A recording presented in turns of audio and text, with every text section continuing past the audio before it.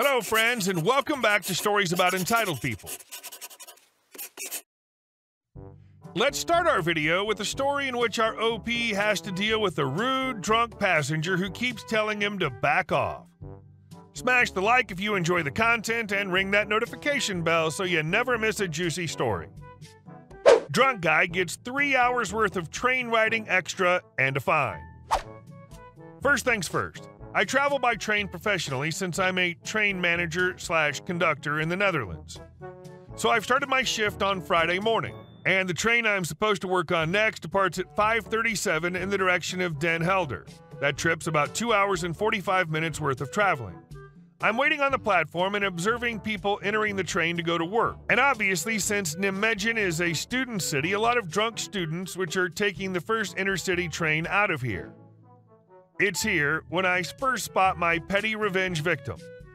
I give the sign that the train's about to leave and close the doors, followed by the train departing.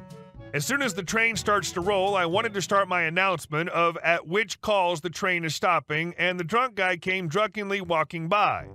I say good morning, and he says F off. Ah well, I'll let it slide. At this time, we've been traveling for about 30 minutes, and I decided it was time to go and check the tickets. Here in the Netherlands, it's required by law to purchase a valid ticket before getting on the train. If you don't and enter, still you risk a fine. Said fine exists out of the fare price and €50 legal penalty. As you might have guessed, I come across drunk guy at the area near the exit doors, and he is fast asleep, so I have to wake him. But he had no intention of waking up easily.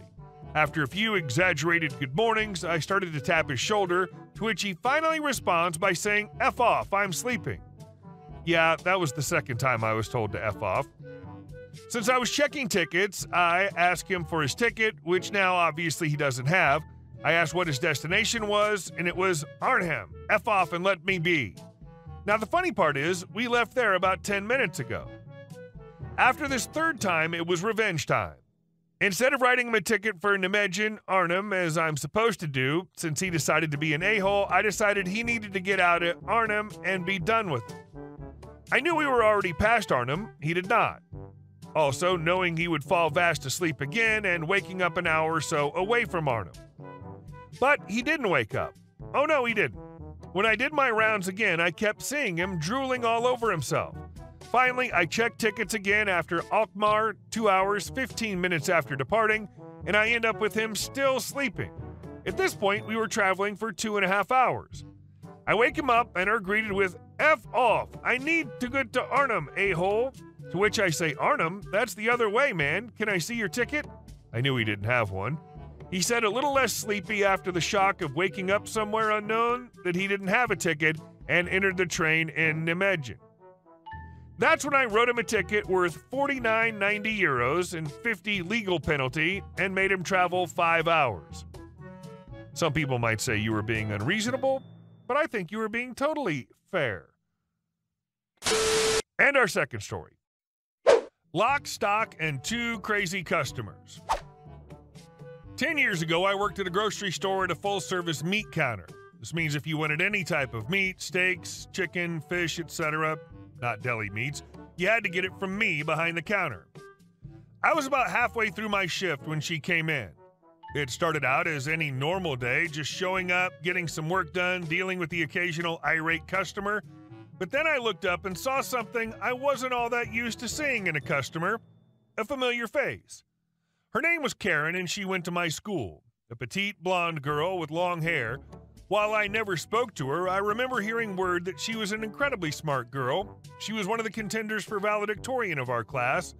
I decided I'd go and help her with whatever she needed as she walked straight through produce and halted right in front of the ground beef. Me. Hi there, what can I get for you? Karen. Go away, I'm waiting for my boyfriend.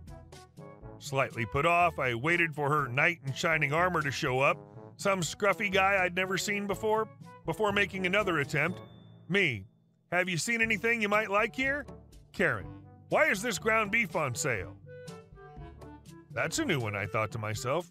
Never have I been asked why something was on sale. Me. Well, we put one of the types of ground beef on sale every week. Karen. Is it on sale because it's gone bad? I had to stop myself before continuing. I didn't know how I could possibly answer that question immediately without making some snarky remark that'd get me fired. Me. No, trust me, the beef is as fresh as can be. We grind it throughout the day, making sure it stays fresh. The two started whispering to each other loudly about how he hesitated. It's totally bad. He turned back to me. Karen, no, I think we're good. We'll go get some beef somewhere else where it's not on sale. My jaw hit the floor as I watched them actually leave the store because something was on sale. I didn't have much time to recollect myself when I saw a gentleman walk in with a trench coat. In July? Worried about what may happen next, I quickly went in back and told meat manager about him and said I'd keep him with his order. The man stopped in the same spot Karen and her boyfriend previously stood and waited, eyes shifting back and forth, monitoring the other customers. Me. Hello, sir. How may I help you? The man looked at me and pressed himself up against the counter. Mysterious guy. Hey, man, I need you to do something for me. Me. And what would that be? The man then opened his trench coat to reveal a massive knife with a wide blade and long enough to cover the length of his torso. He looked up and pointed at it. Mysterious guy. Can you sharpen this for me? I told him I'd be right back and went to the back room and explained the situation to meat manager. Meat manager then told me I should go sharpen the guy's knife for him. I expressed I don't think I'd be comfortable doing that due to the guy's suspicious manner, and meat manager went out himself and sharpened this guy's massive murder weapon for him. Unfortunately, this guy became a regular, except now, instead of hiding his knife in a trench coat, he would just wrap the blade in deli paper and unsheath it before us, handing it over to have it sharpened for free, then leave. People who think stuff only gets put on sale when it's bad, not just when, you want to sell more of it, make me so sad. Like, how can so many people lack any concept of sales? Rude customer wants to buy meat from our meat department. So this story happened probably a good 13 years ago, but it still sticks out in my mind, and I have a good laugh about it. Our story starts with some background. I was working at a local supermarket in the meat department and had risen through the ranks to basically be in charge of running it. We were constantly short-staffed, and it was always one person left to close the last 4 hours of the store being open. This meant dealing with the occasional customer and also the dishes in the back, machines being cleaned, stock being put in the walk-in, and other prep stuff. One machine in particular, a motorized meat tenderizer, had to be cleaned and soaked overnight, and as the thing is literally 2 spiral death razor blades, it took some effort to clean and generally had to soak for at least a half hour before you'd be able to rinse it off and soak it again. So it was common to have this machine, all other things were working until close except this machine, disassembled about an hour before we closed. The rude customer is this lady who would always come in and insist we tenderize her meat selection, and every time she would get the same answer of, "We're sorry, but that particular machine is closed earlier due to it being harder to clean," and she would scoff and leave. There was probably 2 weeks of her doing this despite many attempts and offers of our direct line so she could call ahead and we'd have her order ready. No dice. Well, this day I was closing down the department and it was getting close to closing time, about 40 minutes left, and in walks the entitled lady and she makes her way through the aisle and walks up to the meat counter. She again wants the same order. I try to explain again it's closed, she does her normal scoff and walks off, and I think that's the end of it. Nope, she comes back with the store manager, she was friends with her, and again I explain why I couldn't make her order. The manager tells me to just go wash it and get her order. The lady looks pleased and I say, "Okay, I'll get right on it," and into the back room I went. I started washing the blades on the rollers and obviously it wasn't doing much since they haven't been soaking long. I find a small enough brush that can get between the blades and scrape out the gunk.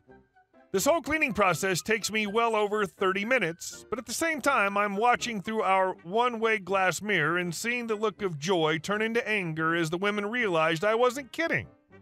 She eventually got fed up and started to shop through the store, and when I got everything finished and set back up, she was in line at the front getting ready to pay and leave. I quickly turned the machine on and packaged her order up and almost ran up to her cart and said, "Here's your order." She said she didn't want it anymore, and I gladly told her that it was store policy that you have to pay for your order if it gets processed, even if you don't want it anymore, and dropped it in her cart and said, "Have a great day." The best part for me, and probably most malicious of all, was the fact that I had done all my other normal closing duties that would have been done, and because the store owner has the keys, she had to stay late and pay me overtime while I finished up. After that night, they didn't question me again. The rude lady never came back to my knowledge, and yes, she had to buy the meat. I watched her check out and try to fight it, but no dice for her. Hope you enjoyed the tale from my college job. And if you're out there, lady, I hope your meal was wonderful. Edit. So the order was cube steak. Thank you, Reddit, for figuring out my very vague description, LOL. I also realized we could have done it by hand, and it was offered to her many times. She insisted it had to be put through the machine or they wouldn't come out right. She did it on purpose. She was repeatedly told it was offered to be done ahead of time if she would just call it in, but no. She's one of those jerks that thrive off being extremely difficult. How miserable of a person are you that you consistently defy rules and make everyone's lives, including your own, ridiculously difficult? And our last story. Neighbor built a dam, flooded my garden and outbuildings. 5K damage. My next-door neighbor and I have a small stream running through the ends of our gardens. We already have some ducks. The neighbor recently also got ducks and built a wall in the stream to stop them from escaping downriver and to prevent our ducks from getting into their gardens too. With some heavy rain, this wall acted like a dam, catching leaves and sticks and caused the water level to rise. It flooded their garden, my garden, and 2 of my sheds.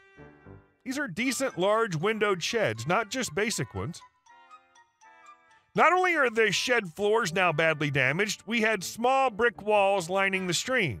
The water level rose over the sides of those and have caused them to cave in as the earth around them was eroded. Rough estimates of repairing the sheds and the stream walls is around $5K. I'm wary of contacting my insurance. While the stream was always a flood concern, there's never been any flooding in any of the properties along it. I'm worried that an insurance claim for flooding could show up in future and affect the house values of my house or others on the row. The neighbor that caused this flooding, being an absolute idiot for accidentally building a dam, told me to F off. Now our relationship is a little sour? I'll try to make their life difficult. Maybe even sue. Hey guys, thank you all for watching the video. I'll see you in the next one.